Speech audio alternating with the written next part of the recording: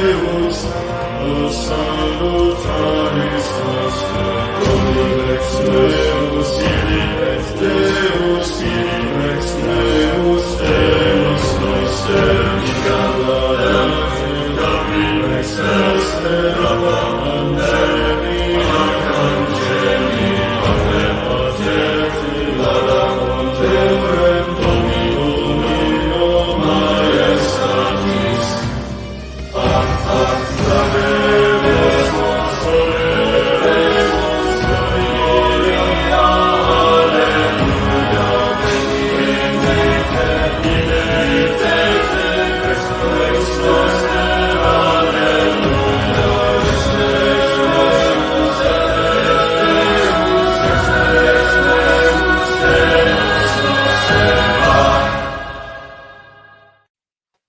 Hey, how's everybody doing? Hope you're having a fantastic day. So, this Saturday morning, we're having a special Saturday morning stream because we're going to be going over the life and works of the great Savonarola. And I have here my friends from the Savonarola Society, the Society for the Glorification of Savonarola, right? Yes. Official name. Okay. So, why don't you guys introduce yourselves? Tell us a little bit about yourselves and kind of what you guys do with the society. Well, I suppose I'll go first then. So I'm Jules. I'm the founder of the Savonarola Society. I really got inspired by it about 6 or 7 years ago now. Just reading sort of biographies on St. Philip Neri. And, because Savonarola, as I'm sure we'll get onto, impacted St. Philip Neri a great deal, like a really great deal. And so my love for him really grew from there. I began to read some of the sermons, some of the apologetic works that were in English, and that's how I came to really know him. Yeah. So my name is Alex. I linked up with Jules about 6 months ago or so and proposed this idea. I had sort of been mulling over this idea to translate his works for a couple years at this point. And I just didn't think that there was, I didn't think that there would be much support or engagement with a project like that, honestly. And I personally prefer to read his original sermons in Italian. So I talked myself out of the idea of doing this many, many times. Really until I came across Jules's work and the Savonarola Society, and I saw that maybe a project like this would be beneficial for English speakers, because first of all, you have to read Italian, of course, to read his original works. But then, second of all, his works are not even the Italian works are not readily available online. Yeah, so what's like the critical edition kind of for that? Because I mean, I spend a lot of my time, in weird critical editions from like 19th century. So I can imagine a figure like Savonarola is probably, especially because he wrote in both Latin and Italian, right? Mm-hmm. So it's probably a little bit more difficult to find his works, right? Yeah, it's pretty difficult. I mean, there was a group of Savonarolians in the 1950s up through the 1900s who were really diligent, really fervent, and compiled and published the national editions, what they call them, of Savonarola's work. So it's either 25 or 28. I've heard both. I've tracked down 25. There's 25 volumes of his sermons, spiritual works, letters, small treatises. It basically is Opera Omnia, and they're all critical editions. And so those were published over the course of 40 years, really at the turn of the century. So the thing is, you can go on archive.org and you can find a lot of early editions, even from the early 1500s, which, if you compare them to the national editions, they're pretty much the same. So okay, it's interesting. So how about you guys take me through a little bit about the life of Savonarola, because I read a little bit in I think it's the addition to, it was like a biography of his or something that I read. It was very, very interesting to read like his early vocation, and actually kind of like St. Vincent Ferrer, how he had a sort of time of being a sort of theologian and philosopher at a university before he even started his preaching ministry publicly, which is a very interesting Dominican thing to do. So, whichever one of you want to, you can take me through a little bit of his life before we get into the unfortunate question everybody asking about the excommunication, such. Jules, you want to go ahead? Yeah, so he's born in the 15th century. He's the son of he's born in Ferrara. People often think he's a Florentine, but he's not. He's Ferrarese. He's the son of a doctor and the grandson of one as well. And from an early age, he was really discerning his vocation, as it were. We have lots of his poems, well, a few of his poems, and they're very Thomistic in their expression. But it's been rumored, however, that he fell in love with a young lady. I've never been able to establish whether it's completely true or not. But before he decided to leave the world, to quit the world and become a Dominican friar, and he enters in Ferrara in the order there before having quite a career, sort of in between Ferrara and Florence. Yeah, so that story where he falls in love with this little girl is when he was a little boy is I tend to think it's apocryphal, and critics of his like to latch onto this story because the story is basically that he fell in love with his neighbor when he was young, and I think she was a member of some noble family. So when he proposed to date her, she rejected him, saying that a member of her family would never date a Savonarola. Um, and then he responded with some sort of harsh response, saying something like a Savonarola would never be caught dead dating a bastard child of your family. Yeah, stone cold. Yeah, just completely savage Stone response. cold. So critics of Savonarola, sort of modern people, like to latch onto this story and say, "Oh, this is why he became. This is why he wanted to become a monk. He had this hatred of the flesh after this moment. This was such a life-shifting moment for him, and it's not even historically established that actually happened. Yeah, so if you read some of his poems, we have a few of his poems from before he entered the Dominican order, and they're quite bleak.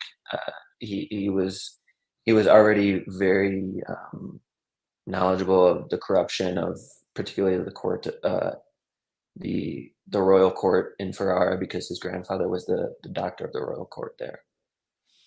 Something also interesting to note is that his grandfather was a doctor of the d'Este family, the royal family there in Ferrara.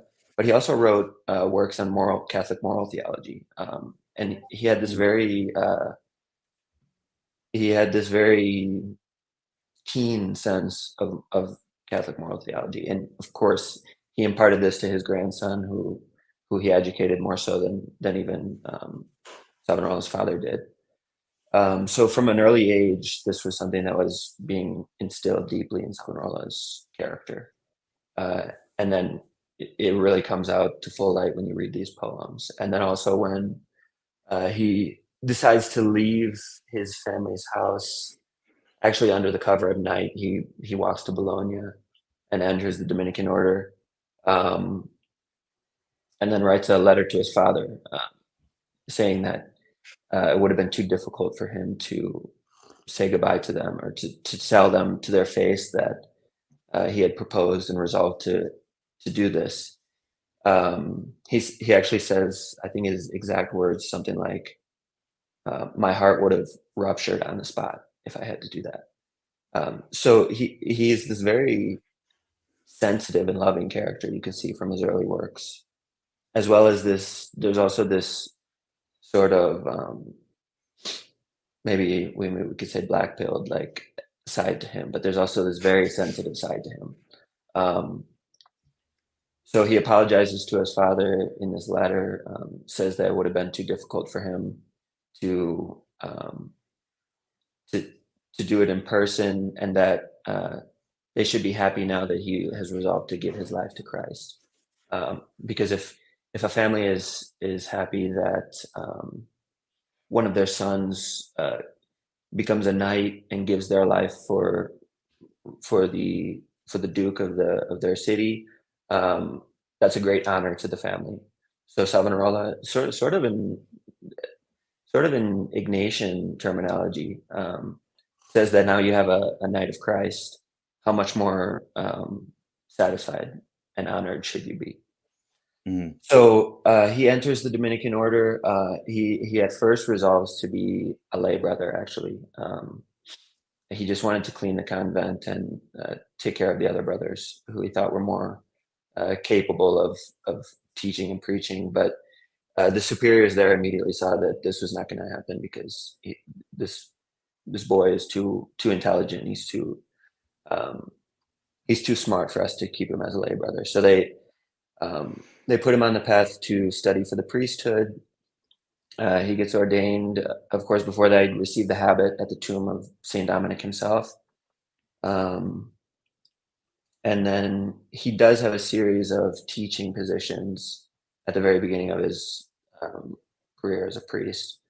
And actually, if you read the early accounts of his preaching, uh, there are sort of mixed accounts where in some cities he did better than others, but then especially when he gets to Florence, his preaching is basically not received very well by the really sophisticated Florentines who were used to a different type of preaching. On top of that, he had his Ferrarese accent, which was uh, sort of offensive to them, uh, and so yeah, it also sort of this is something interesting. It sort of mirrors Blessed Giovanni Dominici's story. Giovanni Dominici uh, was probably 2 or 3 generations before Savonarola. He was a preacher in Venice. Blessed Raymond of Capua had entrusted the reform of the order to Giovanni Dominici.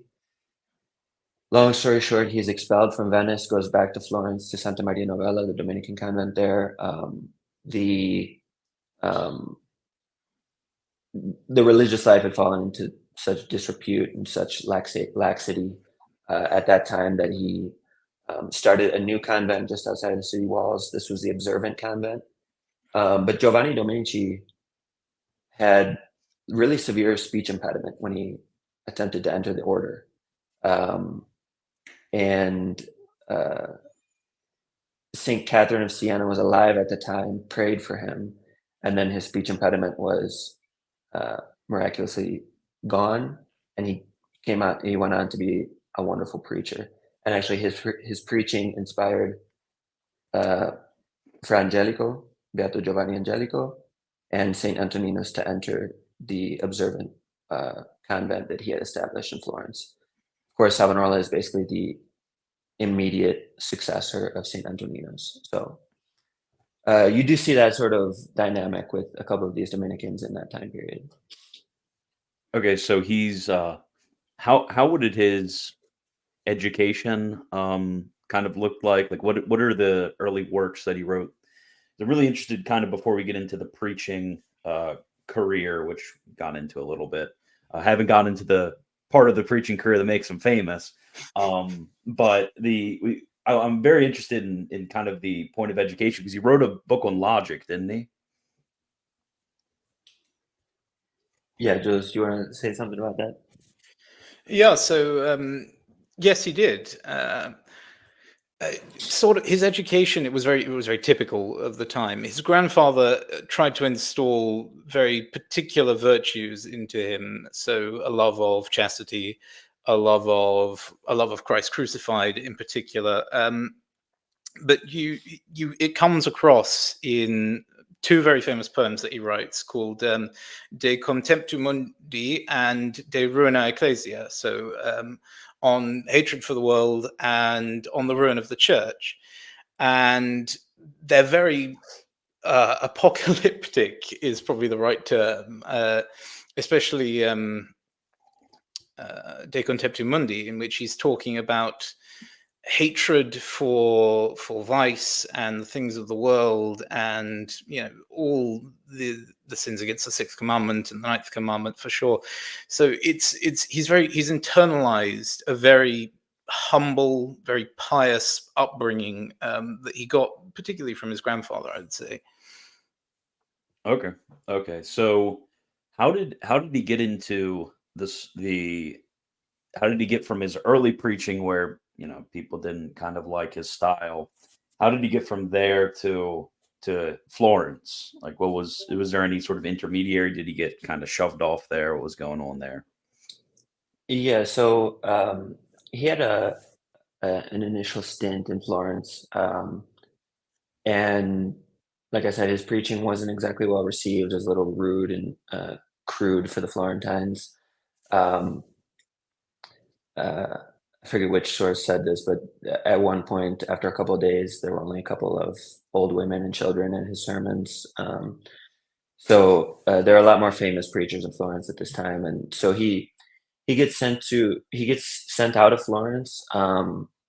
He's preaching around northern Italy, and from what we can tell from some of his letters that he wrote to his mom at this time, that his preaching was really well received in these other cities.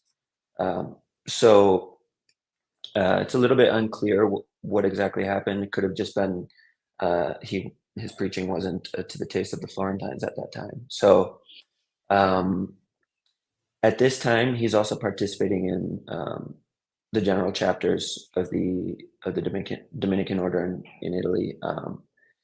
There's a chapter.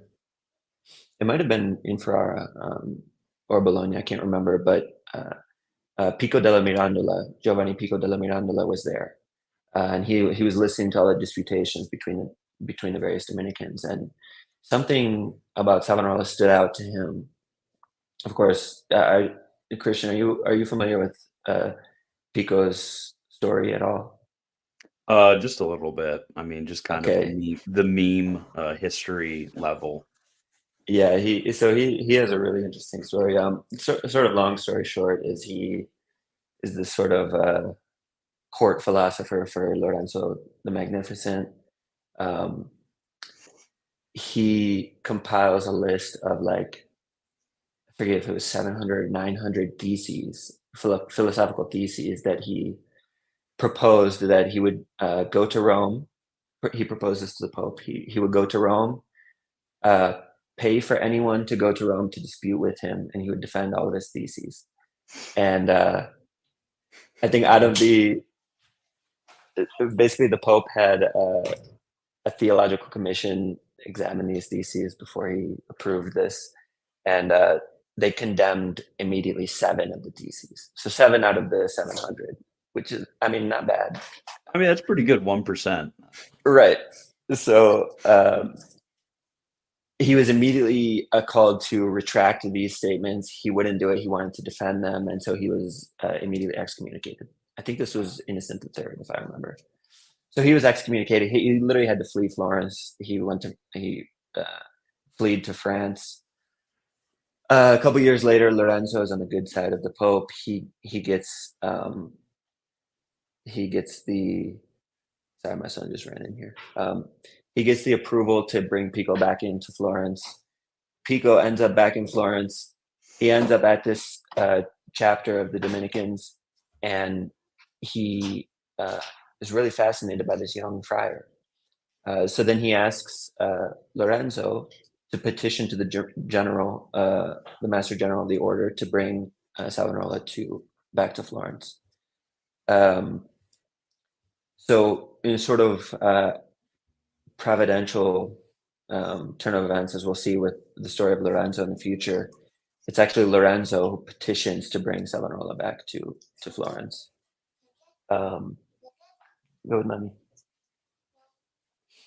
Um, so yeah, when Savonarola comes back to Florence, uh, basically, long story short, what happens is he's giving lessons to the brothers in the convents in the cloisters of San Marco. Uh, these lessons are really well received. There's a lot of talk around the city of these lessons. I think it was both on the Apocalypse and also on the first letter of John. So more and more noble people and just regular people from Florence begin joining them for these lessons. And then over time, it spills over. They have to go to the bigger cloister, and then they have to ultimately just go into the church where they can fit everyone. And so his prominence among the Florentines sort of built up slowly um, through uh, the spreading of the word of these great lessons at the beginning of the second stint in Florence, as opposed to the first one where he immediately had to jump into the pulpit at San Lorenzo, which is one of the main basilicas in Florence, the Basilica of the Medici family. Um, he sort of had to jump in there. No one knew who he was. His accent sort of disgusted Florentines, and so it sort of ended in disaster. Whereas the second time, it was sort of this gradual buildup um, where he was drawing more and more people through the good reputation of these lessons. Okay, so he's gaining prominence, but where does when does the sort of switch kind of flip to where he takes power, kind of as most people are going to describe this shift to happen? Jules, do you have it? You want to say something about that? Well, he becomes, through the power of his preaching, he becomes quite influential. He's sort of drawing on. There's always been a bit of a rivalry between Florence and Rome, going even back to Virgil. So there's always been quite a popular tradition of, certainly in the Middle Ages, a prophetic tradition of Florence overshadowing the greatness of Rome, and the Florentines being elected by some force, what have you, the new power for Italy. So his prophetic sermons, where he begins to talk about Florentine revival, where he starts to preach, for example, that Rome is going to be chastised for the sins of the court. They begin to draw more and more attention, and he begins to get more and more supporters. Even in the Signoria, which is the sort of parliament, the sort of two factions begin to emerge, which end up being called the Piagnoni, who are the pro-Savonarola party, who are called the weepers, the Piagnoni, because they're weeping for their sins. And the opposition party that begins to emerge are called the Arrabbiati, the ragers, because they're always raging at Savonarola's sermons. And so when you get into the sort of mid 1490s, and Lorenzo Magnifico is sick. He's sick and he's dying, and he leaves behind a boy, his son, who is going to take over. But there has long been, because Florence was a republic and it was subverted by the Medici. The Medici established their duchy in spite of the Florentine history as a long-standing republic. So there was this current of republican dissatisfaction with Medici rule. And it's at that point, towards the death of Lorenzo Magnifico, that you get it sort of bursting out, ready to do what happens, which is the reestablishment of the Republic on the death of Lorenzo Magnifico. Yeah, and if I can just add, if we go back even further and we look at Lorenzo's grandfather Cosimo, Cosimo is they call him the Pater Patriae, so he's like one of the most crucial figures in Florence, um, especially at this time. He became really just filthy wealthy, uh, through his bank, and also through, you know, uh, certain banking practices that he would that would really haunt him in his conscience. So a lot of times, what he would try to do is, first of all, he was a great patron of the arts in Florence, but second of all, he patronized a lot of the famous convents around the city. Um, so one of the things that another thing that he did is he purchased a lot of manuscripts in Greek, Hebrew, um, yeah, in Greek and Hebrew, and he also brought scholars from the East to Florence to teach his basically this little school that he had set up in his palaces. So at this point, Florence became uh, not only the most wealthy city through the Medici family, but also like um, the center of classical studies, basically. And he had come to know uh, uh, Antoninus throughout the years. Antoninus was at the convent of San Domenico di Fiesoli, which is like 10 minutes outside of the city walls. That convent was famous for holiness, and so Cosimo wanted to bring these holy friars into the city. So he took San Marco from the Sylvestrin order, which I think is a sort of a branch of the Benedictines, if I remember correctly. He took San Marco from them and gave it to Antoninus and his friars. And then he commissioned Beato Angelico to paint all the cells. So at this time period, all of this is taking place really under the patronage of the Medici family.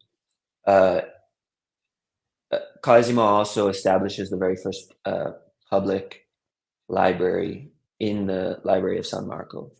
So all of these manuscripts that he's buying from the East, they're available to the public for study in Florence. And, you know, all of this is happening under his patronage, but also under the supervision and guidance of Antoninus. So there is this really, really close link between the Medici family and San Marco, even before Savonarola ever even gets to Florence. Actually, Cosimo had his own cell in San Marco where he would go to pray and contemplate in peace and quiet. It's the only cell. If you guys have the chance to go to Florence, or if anyone does, it's the only cell in San Marco that uses this very rich blue tint, which was really expensive. All the other cells are painted with really poor paint and materials, whereas Cosimo's cell is the only one with this really rich blue. So naturally, San Marco is quite literally referred to by the Medicis as our convent, our friars. And the Dominicans also in turn give the proper respect to the Medicis for this patronage. Now, when Savonarola gets to Florence, he begins with his lessons. He begins as a teacher, and then after I think 2 years, he's elected the prior. Now, one of the traditions was when the prior was elected at San Marco, he would go to the Palazzo Medici to thank the Medici family, to thank Cosimo or Lorenzo, whoever it was, for this election, basically. And Savonarola refused to do so. He refused to go to the Palazzo Medici to thank Lorenzo, and the friars try to convince him. They say, "This is what we do. It's our tradition. They're our patrons." And he says to them, "Who elected me, Lorenzo or God?" And they reply, "God." And he says, "Okay, well, so I'll thank God." And he just refuses to engage. Now, at the same time, he's ascending into the pulpit at San Marco and also at Santa Maria del Fiore, the cathedral, and preaching against all of these public vices of Lorenzo and his court. Basically, it was almost like a princely court. Lorenzo wasn't a prince. They had sort of gained this control of the city with the guise of a Republican government because of Cosimo, his grandfather. But he essentially ruled the city as a court. All of the as a prince, all of the decisions were made first at Palazzo Medici and then at the Palazzo della Signoria. So, so now all of a sudden you have this foreign friar who was actually invited by Lorenzo, preaching to the people against all of these public vices of Lorenzo. So on top of that, he's refusing to engage with Lorenzo. And so at this time, Lorenzo tries basically every tactic in the book to get to Savonarola. One of the times he goes to Mass at San Marco and leaves 300 gold florins in the collection box. When Savonarola and the friars open the collection box afterwards, they take all of the, I think it was all of the silver and bronze coins. And then Savonarola says, take all the gold florins and distribute them to the poor. Because he knew that they were from Lorenzo and he didn't want to be, he couldn't be bought by Lorenzo. The next tactic, Lorenzo attempts to threaten him. So he sends a couple of his guys to San Marco under the guise of going on their own. This is a big thing. And Savonarola says, well, they say to him, you're threatening to get expelled like San Bernardino. So a couple years previously, San Bernardino of Siena had been expelled by the Medici family for preaching against usury in Florence. So they said, you're going to get expelled just like San Bernardino. He says, Savonarola responds, first of all, you guys come to me, you say you come to me alone, but I know Lorenzo sent you. Second of all, go and tell Lorenzo that he will leave the city before me. I will stay, even though I'm a foreigner and he is the prince of the city, essentially. So this is sort of one of the early prophecies regarding Lorenzo specifically. Savonarola in another time would prophesy that Lorenzo would die in the next year. When Lorenzo is laying on his deathbed, Lorenzo was only like 42 at this point, so couldn't exactly be foreseen through natural reasons. I mean, he was generally in good health. He was a pretty young guy. So Savonarola prophesies that he would die in the next year. Now Lorenzo is laying on his deathbed. They call in a bunch of the priests of the court. Lorenzo is unsatisfied with all of them. They say, go and call the only honest friar I know. And he was referring to Savonarola. So Savonarola goes to the death chamber of Lorenzo. This is apparently the first face-to-face encounter that they have, because Savonarola had refused to engage with him at all. And he asked for absolution. He asked to say confession, and Savonarola hears his confession and gives him absolution, and then he dies the next day. So then Lorenzo's son, Piero, takes over. Piero, his nickname is the Unfortunate because he was really, really, really dumb compared to his father and his grandfather, who ruled the city really with great perspicacity and cunning, basically, to maintain this guise of a republic while basically all the decisions are being made by them. So Piero has no idea what he's doing. Long story short, we'll probably get into the coming of the French king into Florence, but long story short is Piero is expelled from the city. When Piero is expelled from the city, this is seen as Florence throwing off the yoke of the Medici tyranny, which Savonarola had railed against so many times. And really a republic is established. And at that point, so many prophecies had come true that Savonarola had predicted. And everyone knew of his holiness of life and his preaching and his teaching. So he was sort of like, we can just say he was basically the spiritual father of the republic. And so a lot of the men who were making up the Signoria at that time were followers of his, and so they sought his advice. And um, as any good father, he was not neglectful to their needs and to their So requests. what was Savonarola's role? Like more particularly, was he like an Ayatollah type figure? No, Um, no, no, no, no. because I mean that's basically what you get, at least in a sort of modern context. That's how Savonarola is represented as some sort of clerical theocrat who gives final judgment in terms of politics and things like that.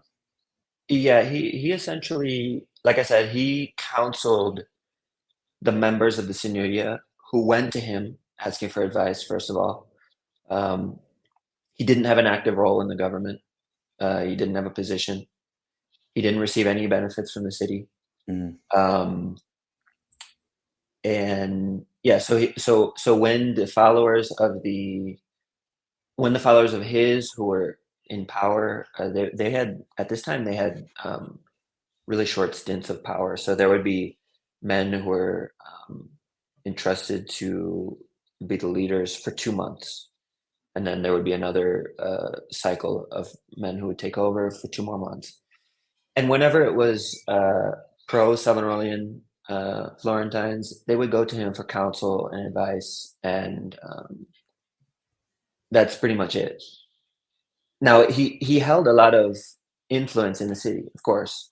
So this is where people are able to latch onto this and make up this myth that he was a sort of theocratic, power hungry tyrant, basically, which quite literally couldn't be further from the truth. Yeah, so it's a republican form of government. Savonarola is kind of a spiritual father.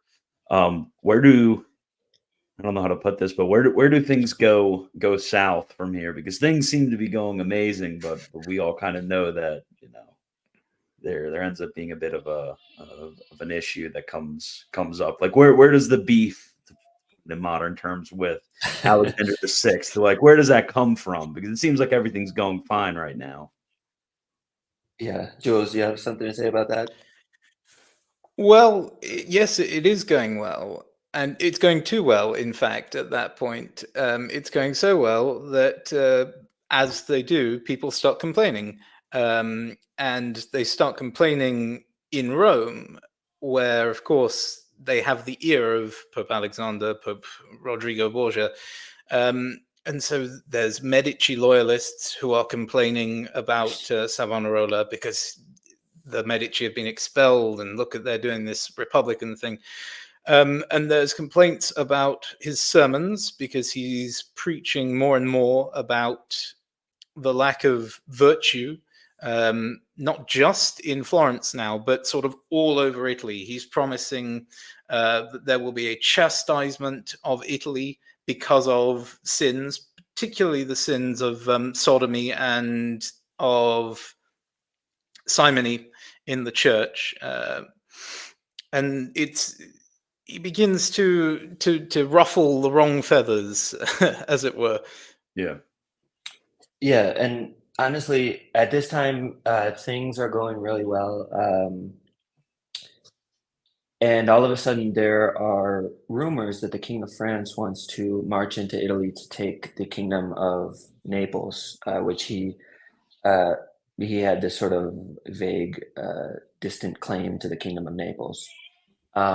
Now, the King of France at this time was probably the most powerful monarch in Europe. So for him to march through this sort of disjointed Italy was terrifying for all Italians, because he would go down to Naples down the peninsula, just sacking every city.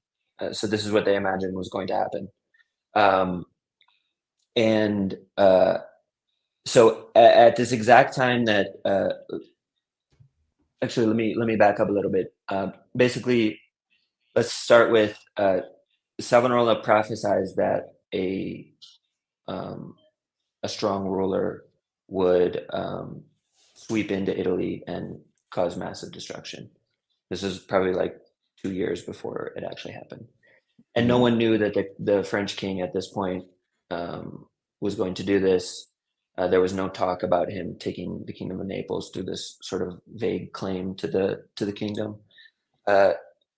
So then,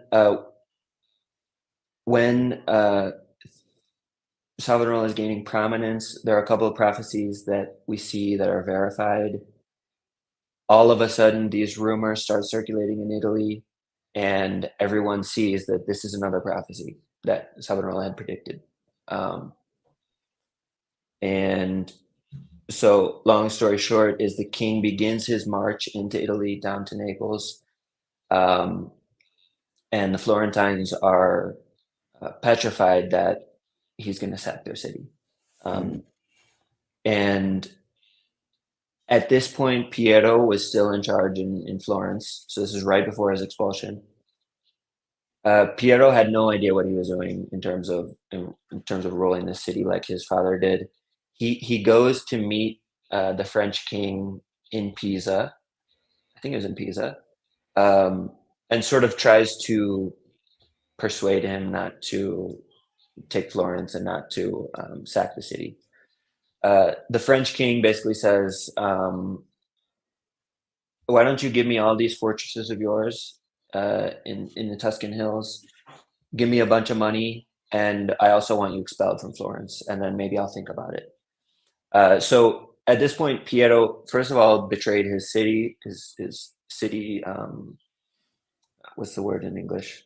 His fellow citizens. And second of all, he just made a fool of himself in front of the French king, who had absolutely no respect for him. So Piero, at this point, gave up all of the most important fortresses of Florence, gave a ton of money to the French king, and had to exile himself. So he went to Rome. Now you have the French king marching into Florence. Florence has at this point, like basically a newly established city government. Their army, of course, couldn't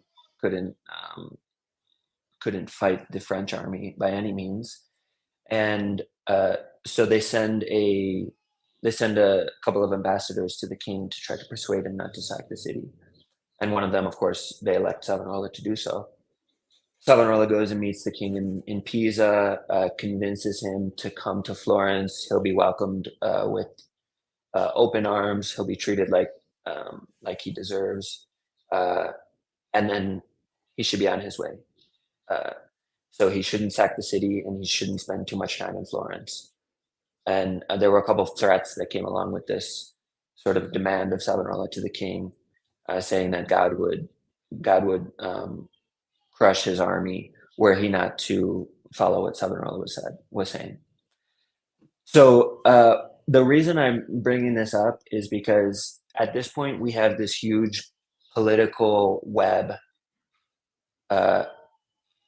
entangling Florence, and of course this means entangling Savonarola in this all of these different political machinations. Basically, you have the Pope Alexander VI. Christian, can you still hear me? Because your screen. Yeah, I cut out for like one second.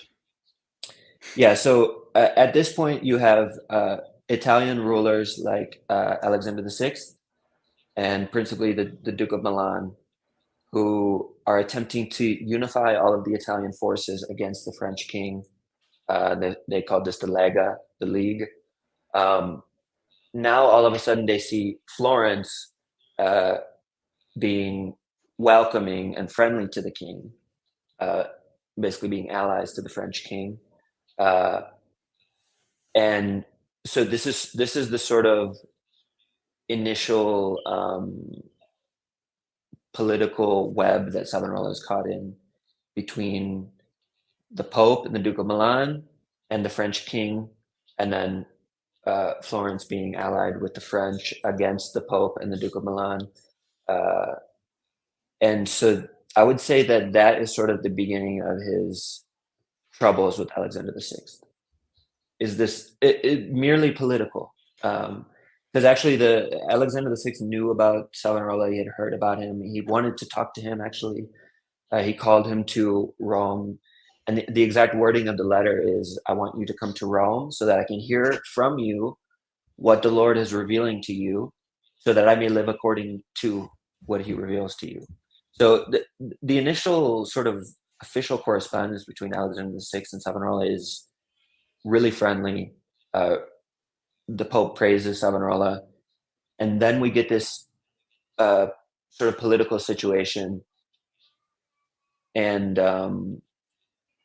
people sort of surrounding the Pope and influencing him on a political level uh, to basically incite his fury against Savonarola, who was seen as the main reason for the French, for the Florentine alliance with the French. Mhm.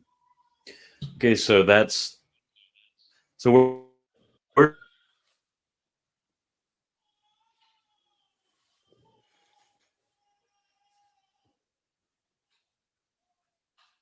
Jules, can you hear me? I think we lost Christian for a second. I think we lost Christian. Yes. Oh well, I'm sure he'll be back shortly. Yeah, let's just wait for it.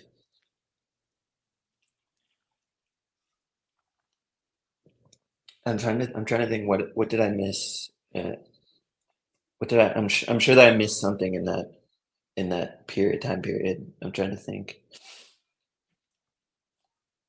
So we have basically the Francophile attachment of the Florentines. Mm. Oh, he's gone. Oh, we lost him.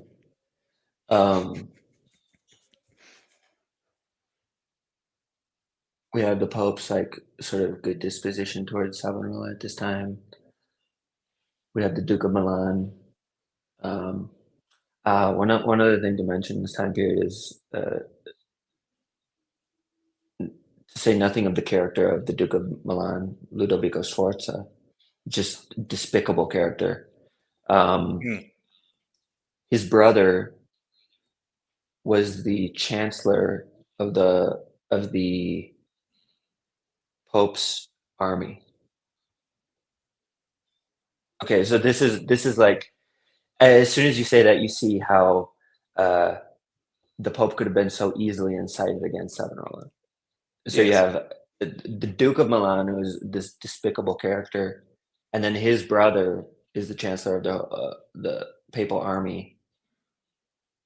And at this exact time, the Florentines are the only Italians who are receptive of the French king. So, and the French king, who of course threatened to sack the city of Rome, and if the Pope didn't flee, to potentially even incarcerate or even kill the Pope. I mean, who knows? Because he was a temporal ruler as well as a spiritual ruler. Anybody? Yes. So should we? I'm back. There he is. Terrible internet. Okay, what is it? Yeah, for some reason the power strip to my internet, is like in the living room out in the open, and my son likes pushing buttons, so he'll push the internet on and off, for fun. Mm.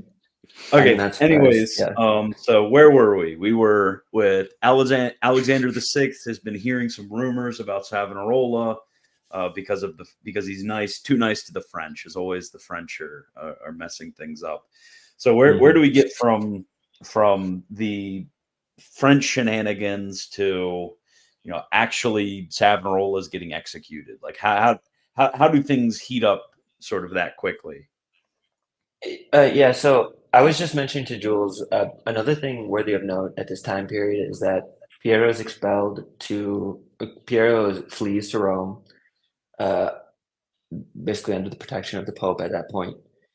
On top of that, there were two famous adversaries of Savonarola from his time in Florence, who at this point were in Rome and basically advisors to the Pope. So one of them was an Augustinian, Fra Mariano da Genazzano. This Augustinian had preached at the insistence of Lorenzo against Savonarola, and he did it in a sort of really crude and really crude way that was displeasing to the Florentines. And So after the sermon against Savonarola, he was literally exiled from from Florence, or he fled of his own accord. So he went to Rome, and then another Dominican friar, actually from San Marco, Francesco May, he was in Rome at this time, and he was either the Master General of the Order, or he would soon become the Master General of the Order. So now we have Piero, sort of adverse to Savonarola. I wouldn't say like an open enemy, but he was sort of impotent, to be honest. But he was there nonetheless with the Pope. We have this Augustinian friar, open enemy of Savonarola. We have this Dominican friar, Francesco May, open enemy of Savonarola, and very influential in the Dominican order, if not the Master General. On top of that, we have the Duke of Milan, who this really sort of perverse man who had ascended to basically to become the Prince of Milan through all of these nefarious means, including killing his nephew. Killed his nephew in order to take control of Milan. His brother, so the Duke of Milan is Ludovico Sforza. His brother, Ascanio Sforza, was the chancellor of the papal army. So you can see how there are all these enemies. There are all these enemies of Savonarola who are really influential in Rome with the Pope. And some of it is personal grievance, and some of it is because Savonarola has preached against their vices, and some of it is because Savonarola is impeding their political designs, basically. So to make a long story short, from this time period, so basically the descent of Charles VIII to his execution, you want me? How can we summarize this quickly, Jules? Because I'll have to babble on. I want to be able to like make this succinct. Well, to summarize it, really, it's just one series of obstacles thrown in his path after another. Yeah. So there's an issue of supposed reform of the convents. So the Pope orders a merger of two provinces, and Savonarola refuses absolutely, because the other province is known for bad friars who are living immoral lives. And so he writes an apology against that. And so questions of obedience start getting thrown in. And before you know it, we're at the point where there is a dialogue between the Pope and Savonarola, which is not exactly fraternal, to say the least. Yeah, good point. So I guess I could maybe summarize it this way: is we received this brief, the initial brief. It's okay, he can say it. He receives this initial brief from the Pope, which is really praiseworthy, calling him to Rome in order to speak with him and learn about these revelations, so that he could live in accord with them. So that's the first brief. Savonarola politely asks for a postponement because at the time it was impossible for him to go there. He gives 3 reasons, which I won't get into now for the sake of time, but all legitimate reasons. He literally physically can't go to Rome at that time, even though he desired to. By all accounts, we have verification that the Pope accepted these excuses and was willing to postpone and was completely satisfied with them. Now, a couple of weeks later, a new brief arrives. Interestingly enough, it arrives at the convent of the Franciscans, Santa Croce, who were the open declared enemies of Savonarola. So why the brief was addressed to them is a little bit unclear. It's sort of dumbfounding. Hold on, let me put my son in the other room. Okay, if you're gonna make noise, you have to go out there. Yeah, so the next brief, it arrives, and now it's quite literally the wording is there's a certain Fra Girolamo who's preaching perverse doctrines, who's become so insane with the turmoil in Italy that he's now attempting to prophesy and talk about all these apocalypse, basically saying that he's gone insane. He's a perverse friar preaching new dogma, and he's gone insane. This is just a couple weeks after that initial one. So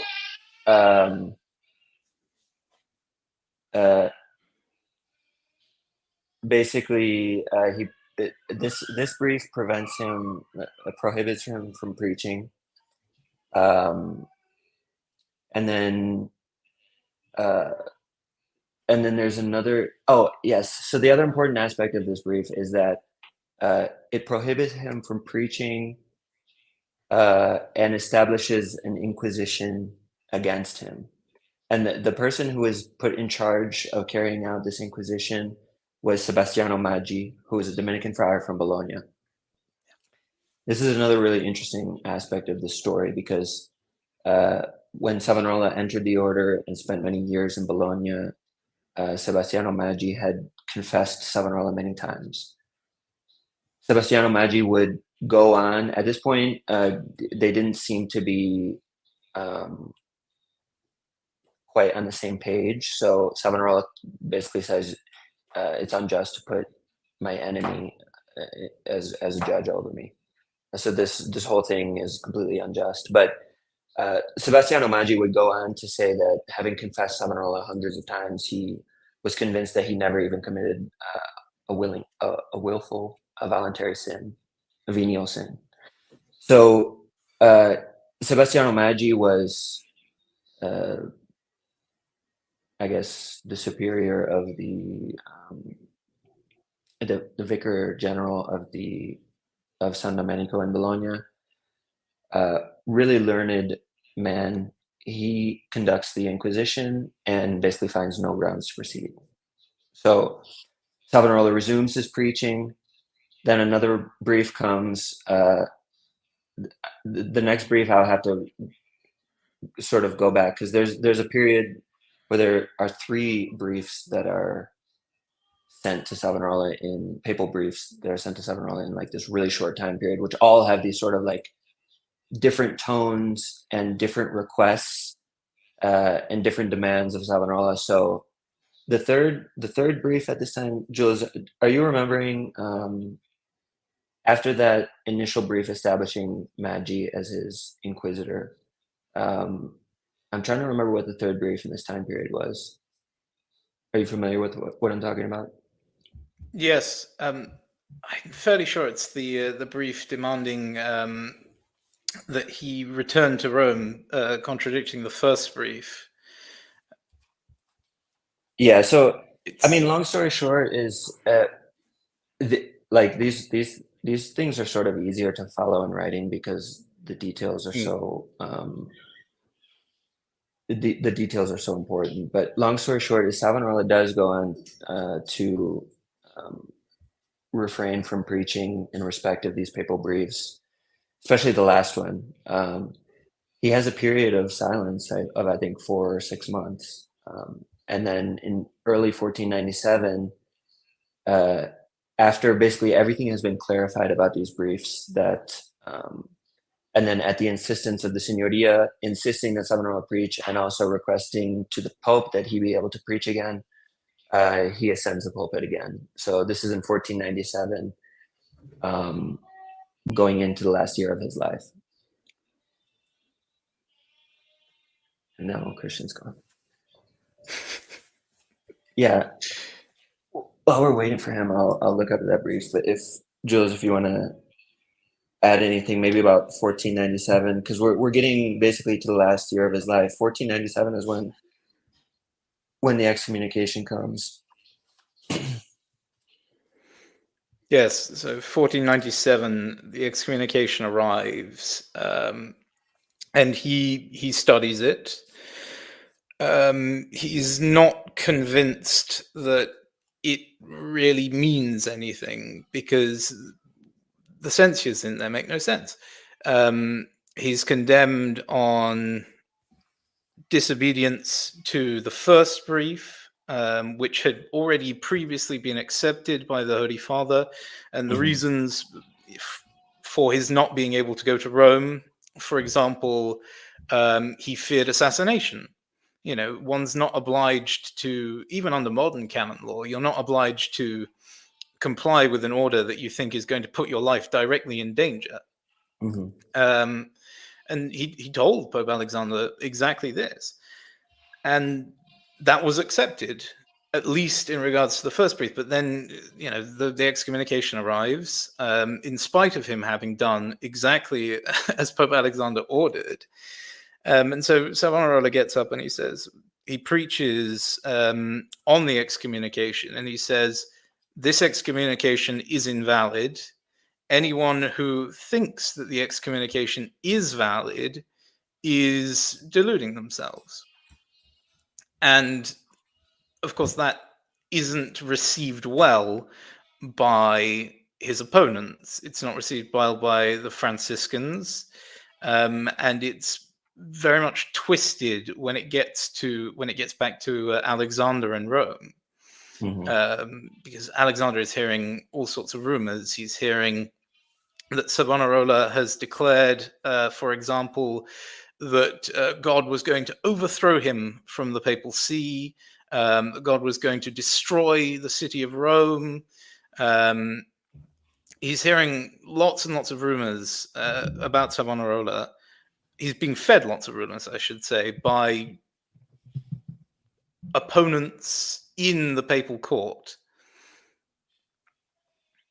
Yeah, so just going back, the third brief that I was talking about is the 7th of November, 1496.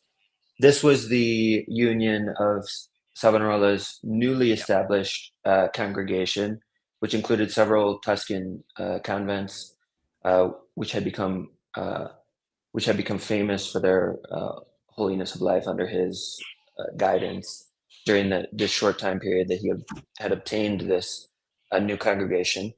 So it was this brief united his congregation to a bunch of other convents and established a new congregation where he wouldn't be the vicar general. I think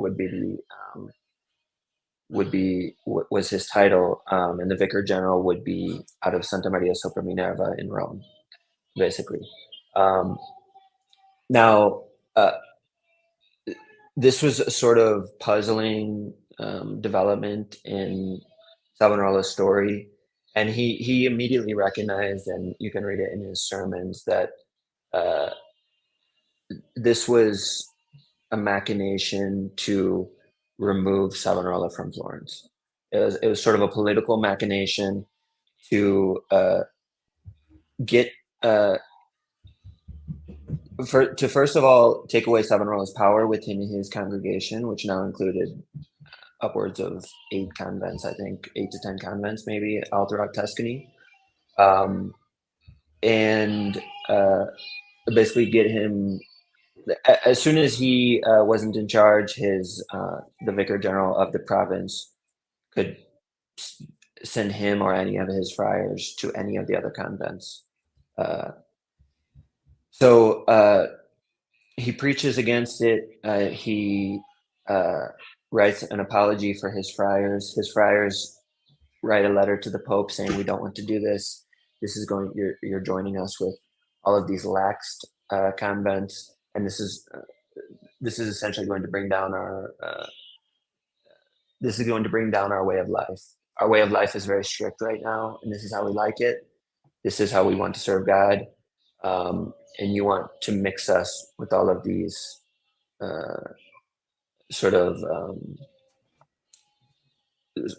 like crumbling convents, which were having no vocations, and the way that they lived was not in accord with the good religious, especially not in accord with the constitutions of the Dominican order. So after this brief, which is in the end of 1496, and 1497 is when the excommunication comes. And yeah, there are given this laundry list of things that Savonarola has supposedly done, like Jules said, to not go to Rome. Savonarola had already excused himself from that. The Pope had already accepted his excuses. And then another one was we have to go through the exact document, but a charge of heresy. Savonarola says, go and read what I've written, because I've already clarified this.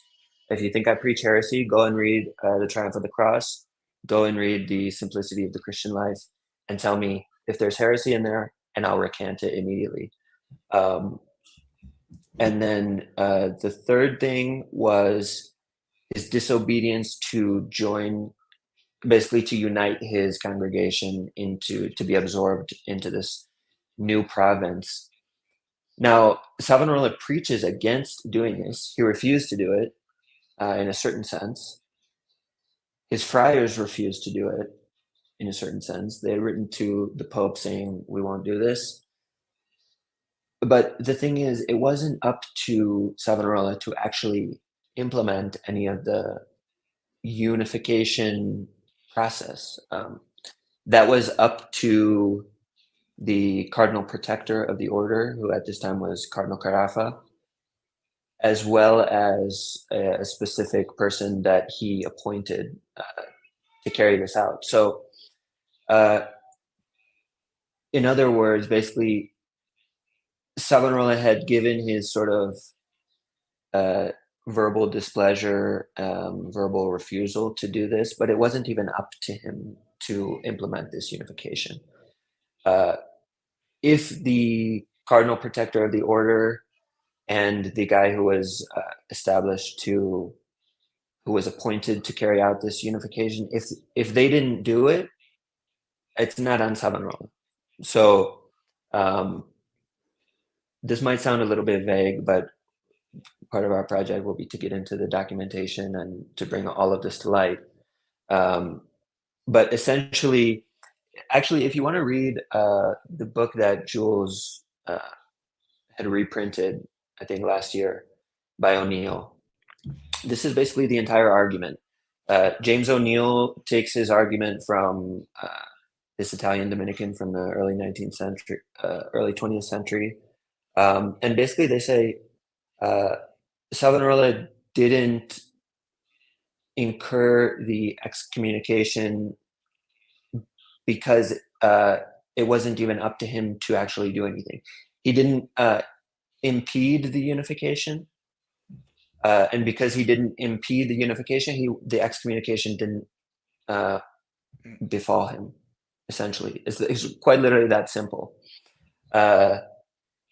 So then the excommunication It should comes. also be it should also be noted that this second province that they wanted to merge together, it was actually abolished subsequently. They were forbidden from taking any new vocations, I think about 40 years after Savonarola's death, because they were so bad that the Holy See decided they cannot be allowed to continue existing, because they had just gotten so profligate and so lax about the rule that the Holy See decided that they would be better off without them. So Savonarola's entire point about the laxity there was proven right, and the Holy See eventually accepted that fact.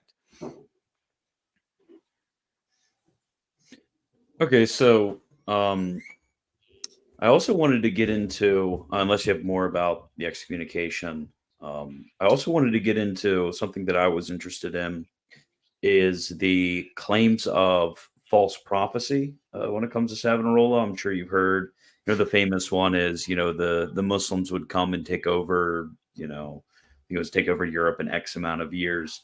So what was going on with those? Well, actually, a correction. It's not that the Muslims will take over, it's that the Muslims will convert. He preaches in his renovation sermon that that many will be here to see the conversion of the Muslims. But that's the thing. many of his prophecies, because they are genuine prophecies, he prophesied about Luther. He prophesied that a great heretic would come out of the north and he would split Christianity. He prophesies that Rome will see its chastisement. There's the very famous phrase, "Ecce gladius Domini, cito et velociter." Behold the sword of the Lord, may it fall fast and hard. And 1527, of course, just 29 years after his death, Rome is sacked by an army of Lutherans and Muslim mercenaries. So a lot of the prophecies that people object to, if you read the actual texts of where he prophesied them, they are conditional on certain things. They are conditional on the repentance of Florence. They are conditional on Florence having repented. They could then go on to establish Jesus Christ as king in Florence, the only king in Florence. And obviously, you don't get that. You get the opposite of that. So it shouldn't rightly be expected that a Florence which not only does not take Jesus Christ as its king, but instead burns alive Christ's messenger, is not going to end up seeing the conversion of all the Muslims in the world, the age of flourishing for the city of Florence. Mm. Yeah, so I guess one could interpret this in a sort of like a conditional way, just like some of the prophecies of the Old Testament are conditional upon continued faithfulness or continued disobedience. Yeah, I guess that makes sense. So we've kind of went over excommunication because a lot of people are kind of weird about that. Do you have any? You want to make some comments on the history of continued veneration of Savonarola after his death within the Dominican order, then also among high-ranking clerics as well? Yeah, Jules, I'll take this one because we were just preparing an article about this. So, uh, an interesting thing to note is that upon his execution, there was read aloud in Florence the trials, and where Savonarola had allegedly uh, uh, recanted that he was a prophet. He said that everything he did was to seek worldly glory and power and to increase the reputation of his name. All these ridiculous things. The process is another aspect which deserves to be treated at length because of really the blatant falsification of it. But what's interesting is that in the immediate aftermath, the friars of San Marco, all of Savonarola's closest disciples, write to Alexander VI, saying that they were deceived um, by this deceiver and this false prophet, begging for forgiveness from the Holy See, and proposing that they were ready to do any penance in order to get back into his good graces. So there are a couple ways to look at this sort of turning of the friars against him. And the interpretation I like the most by Paolo Luoto, who's one of the best apologetic defenders of Savonarola, he says that the friars of San Marco were willing to do this because Savonarola did not disseminate the spirit of disobedience into his friars in any way. And this spirit of rebellion against the Holy See and against the Church, and even against the person of Alexander VI. So they were immediately ready and prompt in asking for the Holy See's forgiveness when, as you can imagine at this time, there are a lot of events happening very fast. They see that their master, their teacher, and their prior is purportedly professes to be a false prophet. and then he's executed. So there's a lot going on, and sort of in this atmosphere where now they're being persecuted by the Signoria, by all of the Florentine citizens, they're willing to turn themselves to the Pope and basically ask for forgiveness, saying they were deceived, is a testament to what Savonarola had actually instilled in them over the course of years, which was not a spirit of rebellion, but rather of submission and obedience to the Holy See. Now, the cult of Savonarola was persecuted from the very beginning. During his execution, some pious women wanted to collect relics if possible. So they were standing near the how would you even call that, where they were being hanged and burned? We The say pyre, in I suppose. Italian patibolo, but yeah. So basically, like the stage where they were burned, to collect relics, and of course they were sort of shooed away. They made sure that every relic fell into the fire, everything was burned, and all of the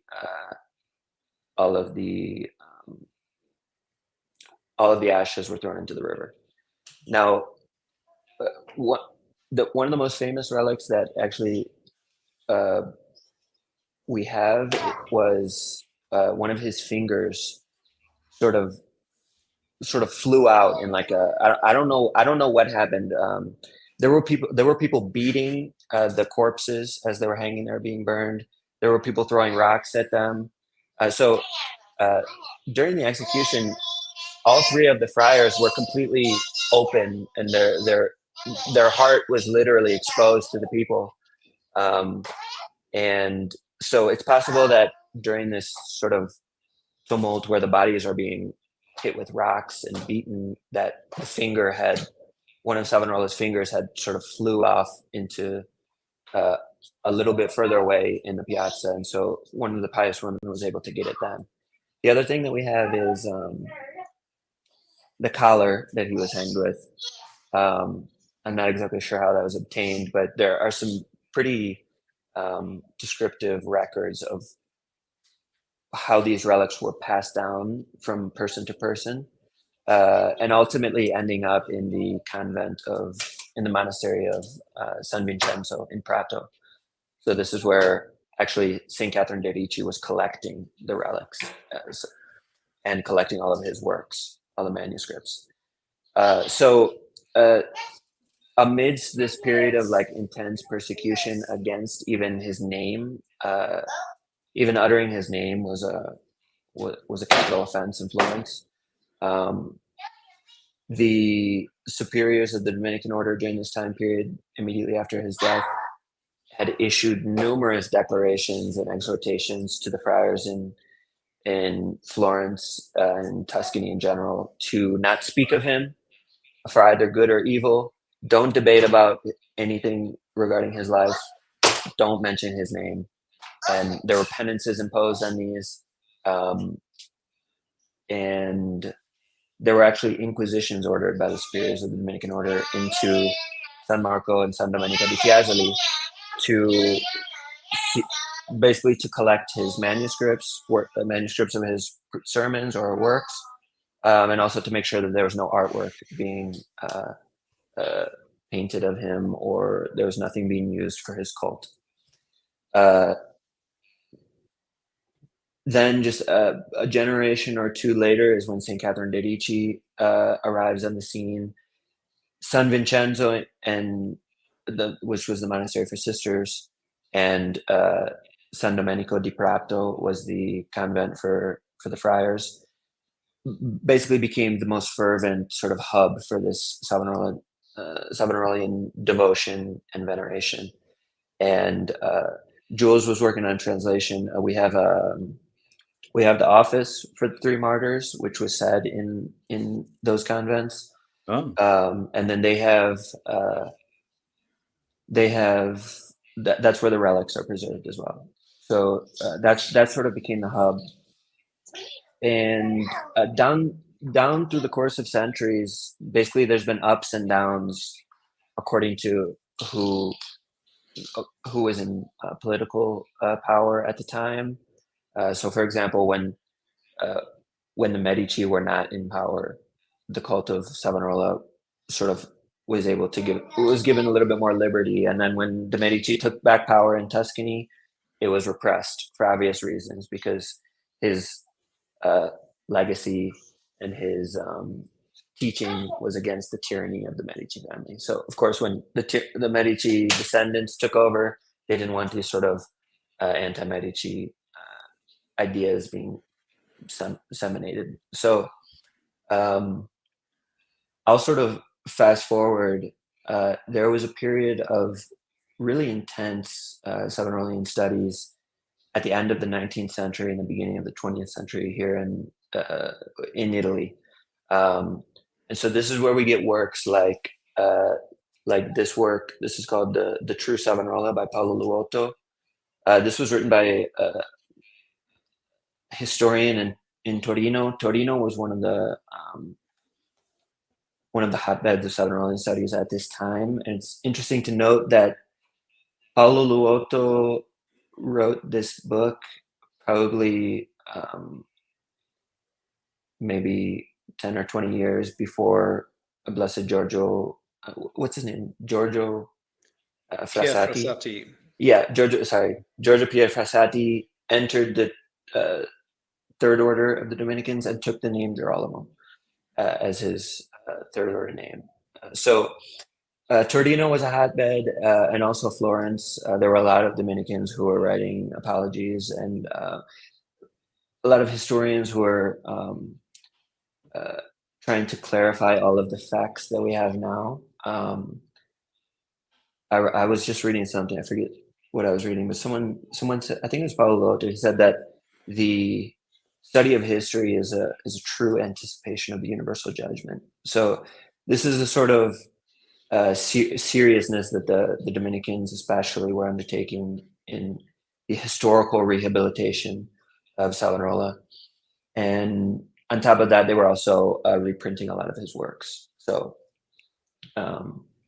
that's sort of a general overview. And there's a huge time period from like the 16th century to the 19th century, which I jumped over, but it's been more or less steady up until, I would say, the present day, where it's sort of fallen off a little bit. I haven't found too many Italian Dominicans, current Italian Dominicans, who are so interested or invested in this work. So for whatever reason, I don't know. I mean, like, for example, my good friend in Florence, Fra Fabrizio, who was the rector of the Basilica of San Marco. Unfortunately, there are no friars at San Marco anymore for the time being. But when I would try to talk to him about Savonarola or bring up this project, he just seemed like just not interested. I don't know how he could be interested, because it's Savonarola is sort of, me and Jules have experienced this. It's like this, there is like this pull that just sort of attracts you to learn more and more. Fra Fabrizio would be in the sacristy getting ready for mass, and there's a famous painting from the 16th century of Savonarola above the sacristy with Silencio above it, and he just wasn't that interested. I mean, but to be fair, he was more interested in Saint Antonino. So Saint Antonino's body is buried in San Marco. There's a beautiful chapel, and like I said, Saint Antonino was basically Savonarola's predecessor. You can learn a lot about Savonarola by studying. Let me put it this way: you can learn a lot about Savonarola by studying Saint Catherine, Raymond of Capua, Giovanni Dominici, and Saint Antonino, because there's basically this unbroken line of Dominican reformers that began with Catherine, and in my opinion, culminated in the martyrdom of Savonarola. So you can learn a lot about the way that he acted and why he did the things that he did by studying studying his predecessors, basically. Okay, I think before we kind of wrap it up, what is like concretely the project that you two are engaging in with translation, and then for ultimately, Lord willing, his canonization. What's the sort of like call to action, I guess? Where should people go to learn more? What can they do to sort of help out if they want to? Jules, you can go ahead. Yeah, so right now we've got this new project that we launched last month, the end of last month, and we've received some really good support so far. It's hopefully we're aiming to look at publishing, translating, and then publishing all of Savonarola's works. So a sort of opera omnia thing, doing it sort of volume by volume. So sermons on Exodus, sermons on this, that, and the other, poetry, etc., etc. It's a big project, as you can imagine, but it's really an essential one. I mean, there's so little on Savonarola in English. It's really quite bad, actually. I mean, if you want to study Savonarola, basically you have three options. One is learn Italian, which is not an option for everyone. Two, spend your life trawling through edition after edition, which mostly sticks to the same sort of 10 or 15 different sermons and then a few other original bits that they translate here, or just give up entirely and rely on secondary scholars. But even then, most of what's been written in English up until the sort of late 19th century was Protestant literature, which was trying to make Savonarola out as some sort of Protestant, you know. Mhm. Yeah. I always remember I got a book called Savonarola, the Florentine Martyr, and it completely skipped over all of his written works, all of his sermons. And it ended on saying, oh, well, you know, Savonarola was essentially Luther just 20 years too early. You know, this is Savonarola, the man who wrote The Triumph from the Cross, in which he excoriated anybody who would suggest that the Holy See was not supposed to be established on St. Peter, that it wasn't supposed to be infallible. You know, he's a defender of papal infallibility, which people don't know. You know, they think of him as an opponent of the papacy, but when he's not, he's at most you could call him an opponent of Alexander VI, which he really wasn't. You know, he was very obedient. You know, people will accuse him of disobedience through zeal or disobedience in this or that, but the truth is that he wasn't disobedient at all.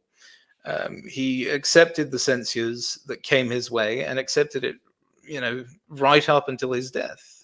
If he'd wanted to, he could have levied armies. He could have gone to war with Alexander but he didn't at the end of the day, you know. So this project, we're aiming to get a stable set of supporters, so monthly supporters.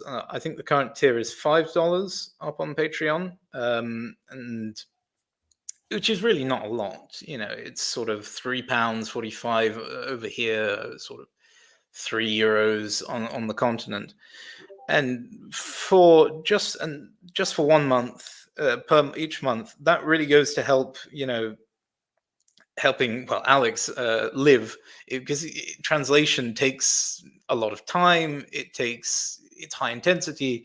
You can't really do other things whilst you're seriously pouring through manuscripts and trying to translate them. So yeah, $5 a month helps us to, and you'll get, you know, helps us to do what we're doing, which is try to collect, translate, and then eventually publish through Libri Sancti Press, which is an American publishing house, which our friend Calder Clayton very kindly arranged for us. We have a deal with them to publish eventually, hopefully, all 25 volumes. So yes, I don't know if Alex has anything to add to that.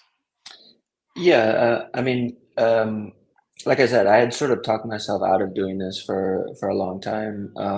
I have been translating for probably 5 or 6 years now from Italian. That's how I started to study Italian. Actually, was translating the letters and other works of Saint Catherine of Siena, um, and so just as like a translation exercise, but also to sort of dive into the material. So I did that. I have a huge number of basically translations of stuff regarding St. Catherine of Siena, which are basically potentially ready to be published. But I remember I had reached out to a couple of publishing houses, and no one was interested. So for me, it was fine. I wasn't doing it actually. I was doing it as a personal exercise and a personal study of her works. So the reason that no publisher was interested, or no publisher was interested, and that was sort of the reason that when this idea came into my mind regarding Savonarola's works, I shot it down for a long time. But then I saw that there was some interest in Savonarola being, especially through Jules's work on X, and the other thing that sort of incited me to sort of follow through with this project was I was actually seeing quite a bit come out in English regarding Savonarola, which extremely poorly written stuff. I'll give you a recent example. Catholic Answers Press just um, published a work. I'm not too familiar with the author, but it was basically a work. The general gist of the book is I think it's 9 times that the church was facing a serious crisis and came out stronger afterwards. And at the very end, he gives a case study of how Catholics should act and how they shouldn't act. And as how the Catholics should act, he gives the example of Saint Catherine of Siena, and at how they shouldn't act, he gives the example of Savonarola. So I immediately, as soon as I found this out, I bought the book. I read through the 10 pages on Savonarola and was really quite horrified. I mean, Is that the work from Joshua Charles? no, it's not Joshua Charles. Thank Yeah. God. I don't think that he would accept this sort of. I mean, in I was my about to say, opinion, I text him all the time. I was about to text him right now and tell him, take that out of print right now. Yeah. I mean, in my opinion, the historical accuracy of these 10 pages is so poor. I mean, I don't know how anyone could hold themselves to such a low standard to write something It's like that. Catholic Answers Press. I mean, what can you expect? It's like Right. fake news. It's like CNN of Catholic apologetics. Yeah, exactly. So, I mean, the main bulk of this project is translating his sermons. He preached his sermons to the people. Like they're specifically, some of them, every now and then in the sermon, he'll say, "You women and children," and then he gives a very specific, like, directive to them, or he says something in a more simple manner so that they clearly understand. So his sermons, particularly, I mean, the Triumph of the Cross has already been translated. That will be good for people like you, Christian, who study theology and philosophy. But the sermons are really for everyone. And the way I see it is, once we go translating, we have several volumes. These are going to be good companions throughout the liturgical year, because of course, each cycle of preaching is in a different period of the year. So that's the main bulk of the project. But we'll also be me and Jules have the desire to translate this. This is no light work. Like, this is 600 pages of a tiny print. But this is by far the most impressive and thorough historical rehabilitation and defense of Savonarola against Lodovico Pastor. I can't forget how you say his name in English, but Ludwig Pastor, who wrote the Ludwig Pastor. Yeah, Ludwig Pastor. He wrote the story, the history of the popes. Is that what it is? Or history of the church, something Yes. like that. But he has a large section where he dedicates to Savonarola and Alexander VI. Now, the one thing I've noticed about defenders of Savonarola is that if you write, I'll give you one example actually. In Gary Gulagrange's translation from French to Italian of the Three Ages of the Interior Life, his translator added something into one of the footnotes that he didn't know about this. It wasn't in the original, and basically the addition in the footnote was some sort of sentence about disobedience, and then the addition was like some souls who are perfect in the other virtues but lack in this virtue of disobedience in some manner, like Girolamo Savonarola, something to that effect. Yeah. Now, this was read by Scaltriti, who's a famous defender of Savonarola, recent defender at the time of Gary Gulagrange. Because of this one sentence, Scaltriti wrote like 80 pages to Gary Gulagrange, like clarifying the matter. So this is sort of the same thing where Pastor wrote a couple of pages regarding Savonarola, and Luoto comes out with a 600-page tome defending and refuting everything that was said. So so that's another goal of the project, as well as small apologetic articles that we can that are easily digestible for people regarding all of the main points of contention. And after reading the like 10 pages or so in that Catholic Answers Press book, I'm going to do a thorough refutation of all those 10 pages as well. So that will be sort of my exercise to imitate Luoto in his defense of Savonarola. So so mainly the big project is all the sermons. The sort of secondary project is some of his smaller works, and then we'll also be publishing some easily digestible smaller articles, either written by Dominicans or defenders of Savonarola and translated, or else written by us. Okay. That sounds quite thorough. Very excited to see all the stuff coming out. One thing. Let me add to that, Christian. One thing is like people. I hope that people can reserve their initial impulse to condemn or laud Savonarola. Honestly. Even falsely laud Savonarola. Exactly. Yeah. So I'm hoping that people can sort of join us in our study, because we're students of Savonarola. We're not like doctors or theologians. We're students. So I hope people can join us in the study of the primary sources and secondary sources, and slowly formulate their judgment over time. Luoto says that anyone who's unwilling to read his works should withhold their judgment, and I think that's appropriate. So so I would say just to people who are interested in the project, just join us slowly over time. This is going to be like a long project, and our goal is not to have this false praise of Savonarola. We also, of course, don't want to have anyone falsely condemning him based on prejudice and sort of rumors that people have heard, or the common sort of proto-Protestant narrative that goes around. So just join us, and with time, we're convinced that you'll come to the same conclusion as us. Okay, sounds good. Anything else to add? I will leave you, as you're a big fan of St. Pius X and of Pope Francis. Actually, I'll start with Pope Francis first. 2015, Pope Francis gave one of his airplane interviews, as he usually does, on the topic of mercy. And he specifically named Savonarola as somebody who was treated poorly by the church.